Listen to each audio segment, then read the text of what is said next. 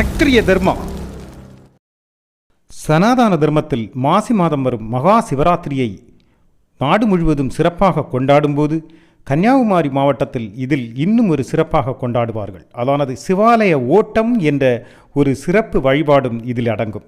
அந்த சிவாலய ஓட்டம் பற்றித்தான் இன்று இந்த பதிவில் நாம் சொல்லப்போகிறோம். ஒவ்வொரு வருடமும் மாசி மாத சிவராத்திரி சனாதன தர்மத்தின் பக்தி சிரத்தையோடு மக்கள் கொண்டாடும் ஒரு விரதம் என்றே சொல்ல வேண்டும்.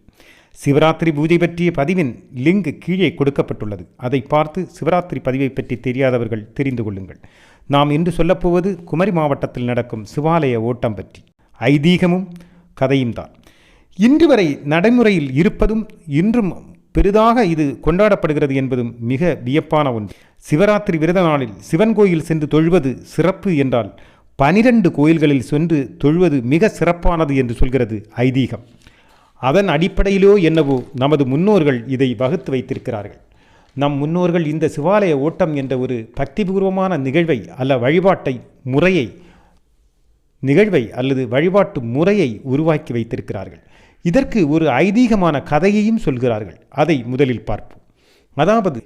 அதாவது பஸ்மாசுரன் அல்லது சூண்டோதரன் என அழைக்கப்படும் அசுரன் பரமசிவனை வேண்டி தவம் செய்ததாகவும் அவனின் கடும் தவம் கண்டு பரமசிவன் கண்முன் தோன்றி என்ன வரம் வேண்டும் என்று கேட்க, நான் சூண்டும் நபர் அல்லது பொருள் எதுவாயினும் அது உடனே எரிந்து சாம்பலாக வேண்டும் என்று வரம் கேட்க, இறைவனும் அருள வரம் பெற்ற பஸ்மாசுரன் அல்லது சூண்டோதரன் வரத்தின் சக்தி எப்படி என்று சோதிக்க வேண்டி வரம் கொடுத்த பரமனையே சூண்ட துணிய அவர் உடனே ஓடி ஒளிகிறார் என்றும், பரமனை சூண்டோதரன் துரத்த அவர் சென்று ஒவ்வொரு இடமாக ஓடும்போது இளைப்பாறிய இடங்கள்தான் 11 கோயில்கள் என்றும், 12வது கோயிலாக திருமாலின் பின் வந்து மறைந்து நின்றார் என்றும், உடனே தேடி வந்த அசுரனிடம் திருமால் மோகினி வேடமிட்டு சென்று அசுரனிடம் நான் ஆடுவது போல் நடனம் ஆட பணித்ததாகவும், அவன் மோகினி மோகத்தில் மயங்கி நின்ற பஸ்மாசுரன்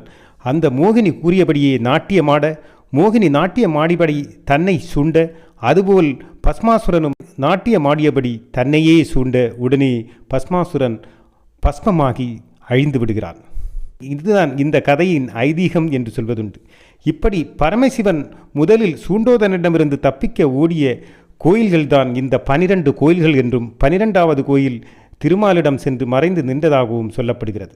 இந்த 12வது கோயிலான திருநட்டாலம் என்ற கன்னியாகுமரி மாவட்டம் மார்த்தாண்டத்தை அடுத்த கோவிலில் விஷ்ணுவும் சிவனும் கொண்ட சங்கர நாராயணர் அருள்பாலிக்கிறார்.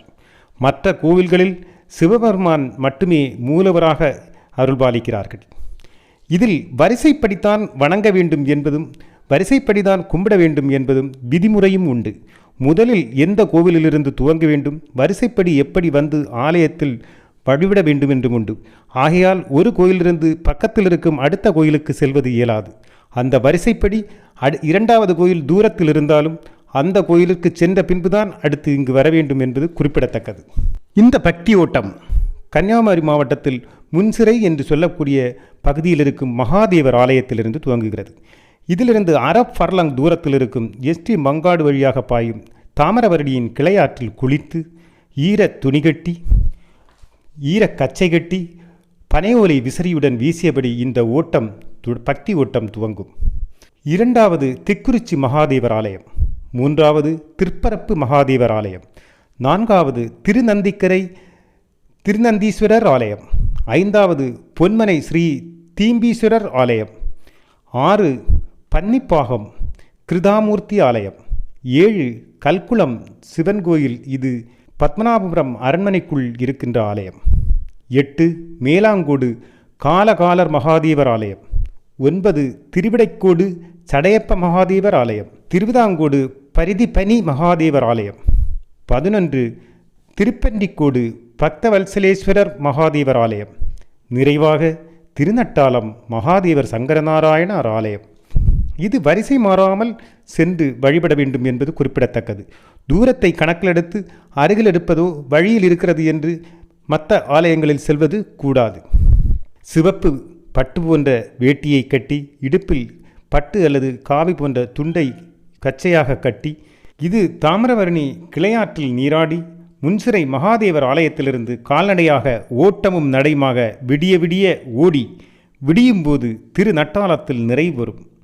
வழியில் பக்தர்கள் மோர் சர்பத் போன்ற குளிர்பானங்களும் நள்ளிரவில் சுக்கு காப்பி போன்ற பானங்களும் வழிநெடுக பக்தர்களுக்கு வேண்டுதலின் தொடர்பாக கொண்டு வந்து கொடுப்பார்கள். பக்தர்கள் கோவிந்தா கோபாலா கோவிந்தா கோபாலா என்று அழைத்தபடி பனை ஓலை விசிறியபடி எல்லாம் வல்ல பரம்பொருளாகிய பரமசிவனை மனதிற்குள் நிறுத்தி ஓடுவார்கள். மட்டுமல்ல, கோவிந்தா என்று அழைப்பது விஷ்ணுவை, ஓடுபவர் சிவன் என்பதில் நினைவில் வேண்டும். முன்பு சைவ வைணவ நல்லிணக்கத்திற்காகவும் ஆத்மீக சார்ந்தும் உடல் ஆரோக்கியம் சார்ந்தும் கலந்து உருவாக்கப்பட்ட இந்த அழகான வழிபாட்டு முறை இன்றும் ஒவ்வொரு ஆண்டும் குமரி மாவட்டத்தில் களைகட்டும் ஒரு வழிபாடாகும். ஆனால் காலமாற்றத்திற்கு ஏற்ப 2 சக்கர வாகனம், 4 சக்கர வாகனங்கள், மினி பஸ், வேன்கள் என சேர்ந்தும் குடும்பத்தோடும் பெண்களும் ஆத்மார்த்தமாக ஆத்ம அர்ப்பணிப்புடன் விரதம் இருந்து கோவிந்தனை தேடி மகாதேவர் ஓடுவதாக சங்கல்பம் எண்ணி அதே மனோநிலையில் ஓடும் ஒவ்வொருவரும் சிவன் ஆகிறார்கள். பரமசிவனாக மாறி ஓடும்போது மற்றவர்கள் ஓடுபவர்களை சிவனாகவே அத்தருணத்தில் பார்க்கிறார்கள். சனாதன தர்மத்தின் சிறப்பும் அதுதான். உன்னுள் இருக்கும் உன்னையும் பரமனையும் இணைக்கும் முயற்சி சனாதன தர்மத்தின் தொடர்ச்சி. நீயேதான் நான், உனக்குள்ளே நான், நானேதான் நீ என்ற சித்தாந்தம்தான் இங்கும் சொல்லப்படுகிறது. எனவே ஓடும் ஒவ்வொருவரும் சிவனாகிறார்கள். ஓடுவது கோவிந்தனை நோக்கி, விஷ்ணுவை நோக்கித்தான் என்பதும் இங்கு குறிப்பிடத்தக்கது. சபரிமலையிலும் இதுவேதான் தத்துவமசி என்ற தத்துவம் உணர்த்துகிறது. எனவே ஒவ்வொருவரும் சிவனாக ஓடி சிவனில் அழிந்து சிவனருளும் எல்லா கொடைகளும் பெற்று திருமாலின் அருளும் பெற்று அருளாசி பெற்று என்றும் வாழ எம்பெருமானை வேண்டி வாழ்த்துகிறது சத்திரிய தர்மா.